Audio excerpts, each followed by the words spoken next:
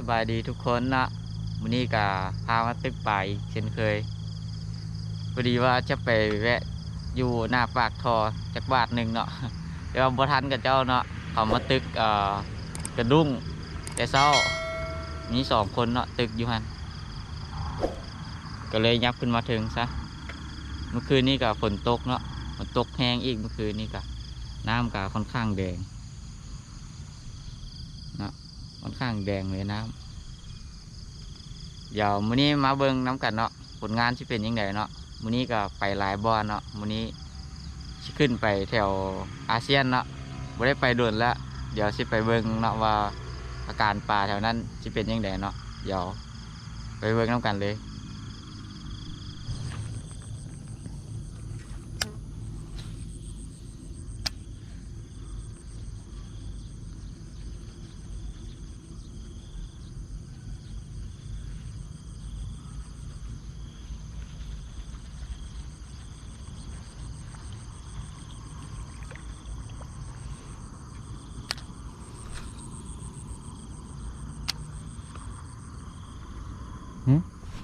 อ้าวป่ากัด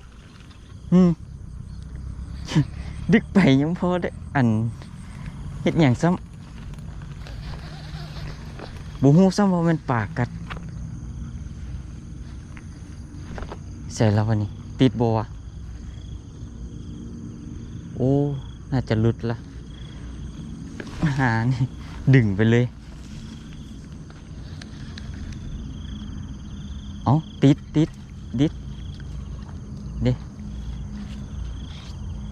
น่าจะไปตกพอดีบอลมันอยู่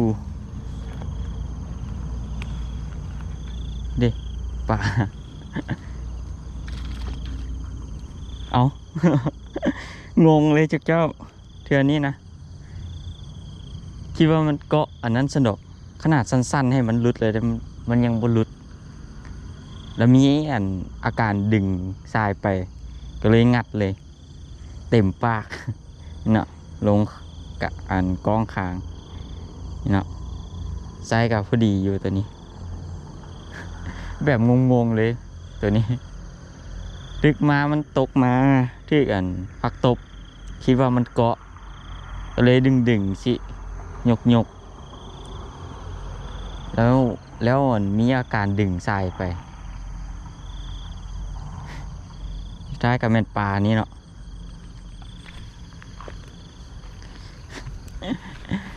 เนี่ยตกป่ากัดเลยเห็นบ่นี่เนาะไปได้ติดตามตัวต่อไปแบบงงๆตัวนี้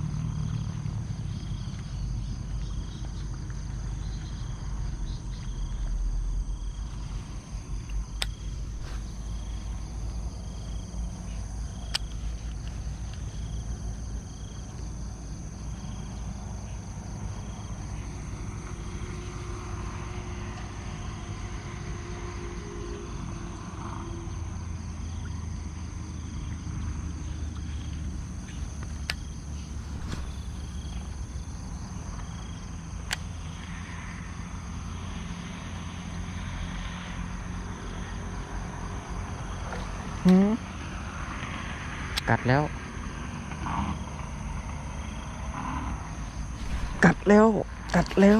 นี่ลากมาเนียนๆนี่เห็นบ่ได้มาอีก1 แต้มแล้วนี่ใหญ่ขึ้นมาเนี่ยเนาะตัวนี้กัดอยู่หญ้าเลย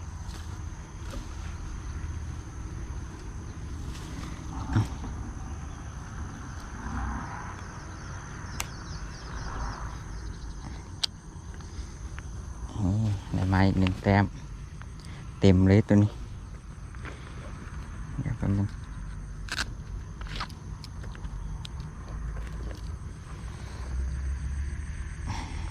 นะนี่อ้วนเลยตัวนี้ แต้มที่2นะตัวนี้ถ้าติดตามตัวไปนะ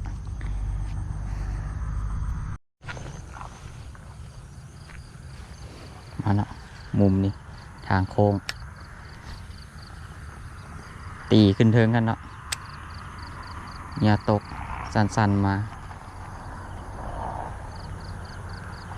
มีตัวนำมีตัวนำ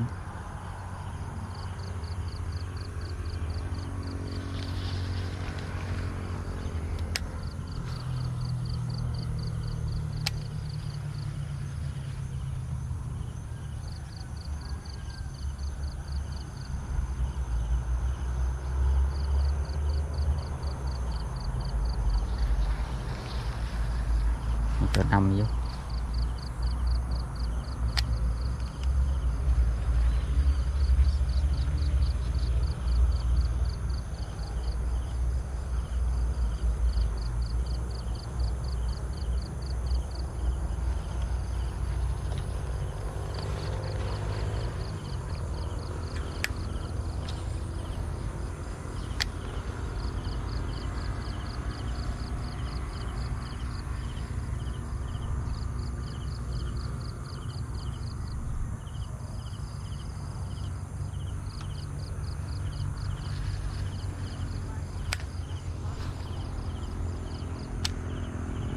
กัดรถไหมนี่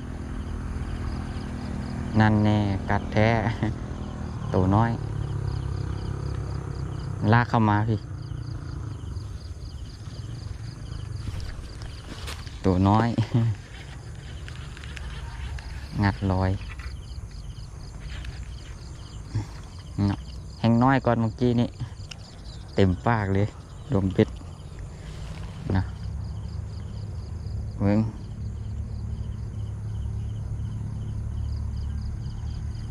สงสัยหิวแต่เศร้าเต็มปาก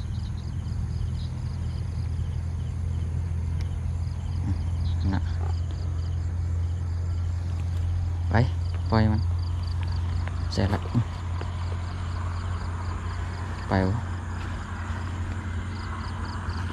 เยอะ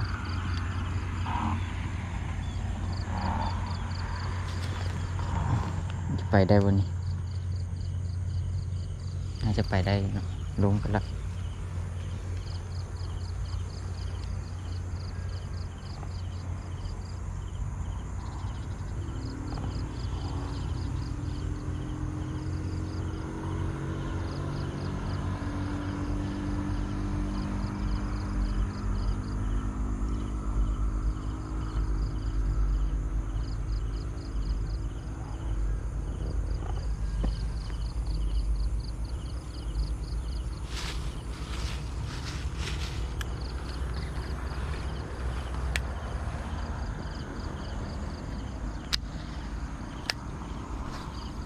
ตัวใหญ่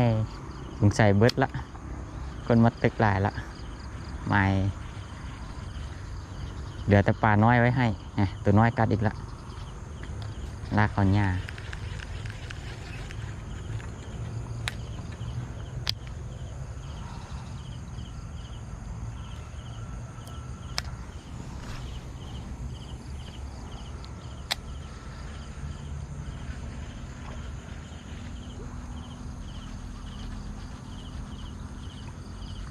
นั่นแน่กัดแล้วเห็นเนาะปิดแกคอยก็ได้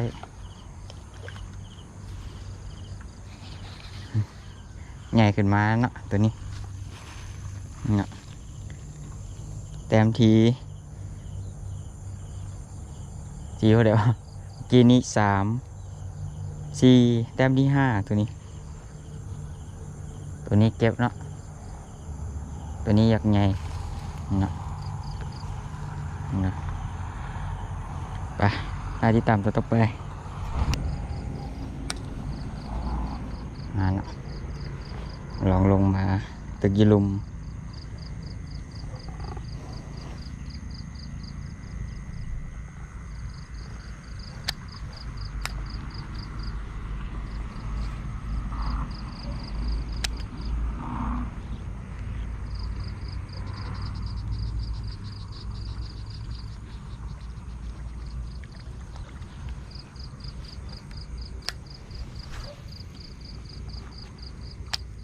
กัดรถไม้นี่นะ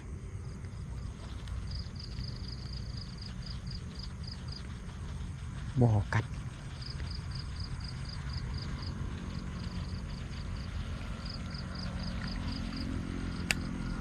บ่กัดสิวะ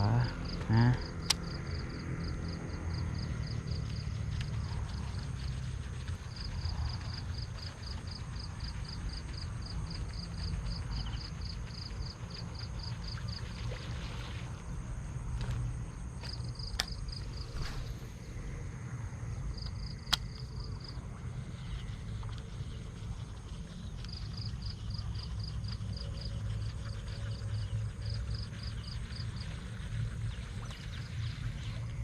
ว่าไม่อยู่หันเสน้องไปอยู่เส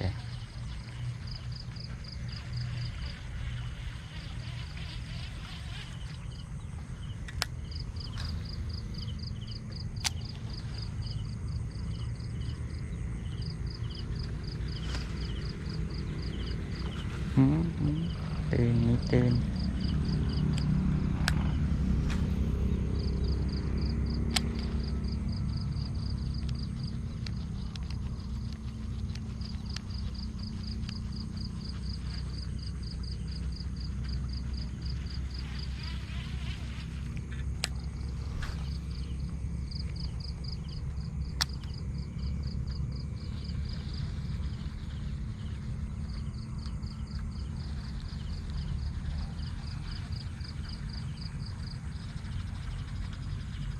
อ๋อบ่มีโตเสยอยู่ถึงอ่ะ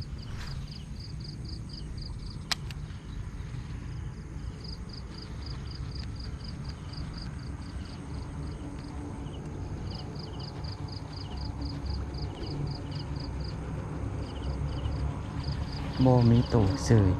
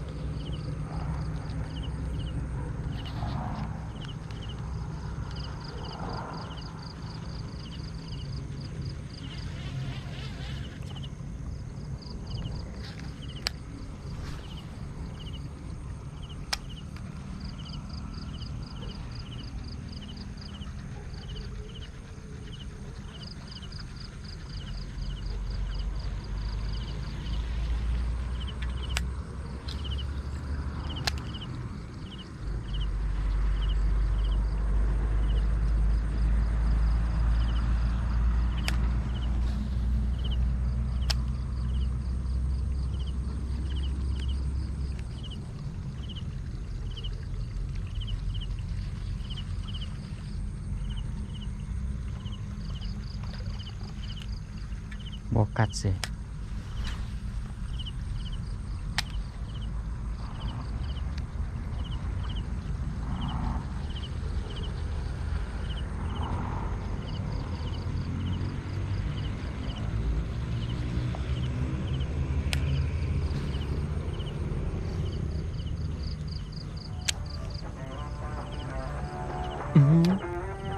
เนี่ยตกกัดแล้วอยู่ปะโอ้ยอยู่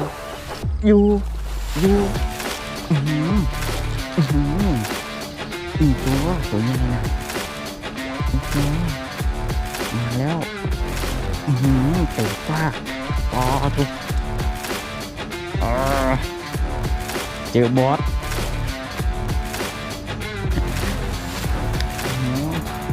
เนี่ยตกใส่เลยน้ำนูน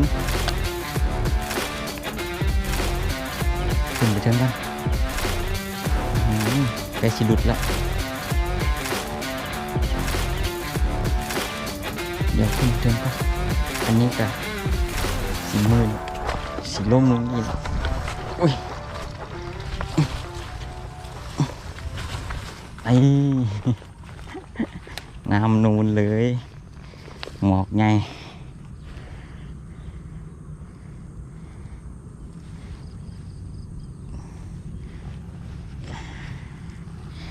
เดี๋ยวได้อันนี้ก่อน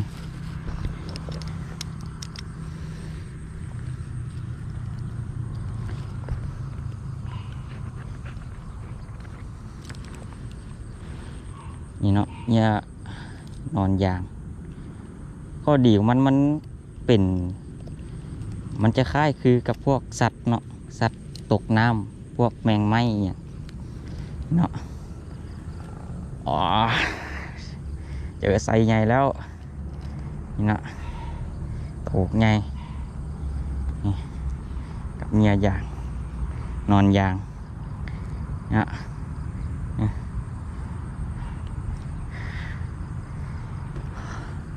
ถุงน้อยเดี๋ยวไว้ติดตามตัวต่อไปเนาะ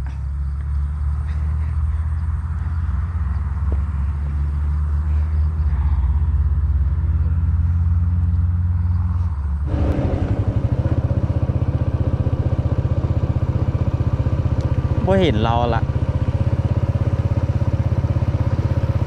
น่าจะกลับละ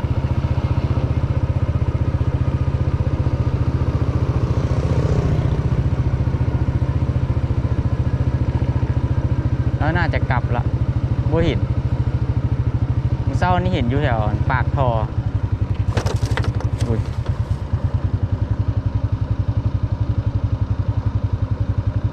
บ่เห็นแล้วทุกคนมั่วเราไปใส่ละว่าจะเอาปลาโตน้อยให้เรา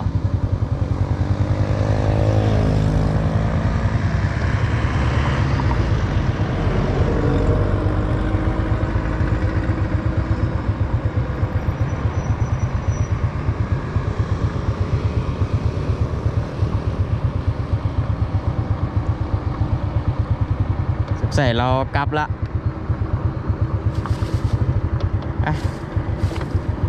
เดี๋ยวปลาเมื่อไว้ก่อนมูมีอันใส่ลืมถุงแล้วเดี๋ยวไปเอาถุงอันสีเหลืองก่อนถ้าที่ตามหมายต่อไปเลยเนาะ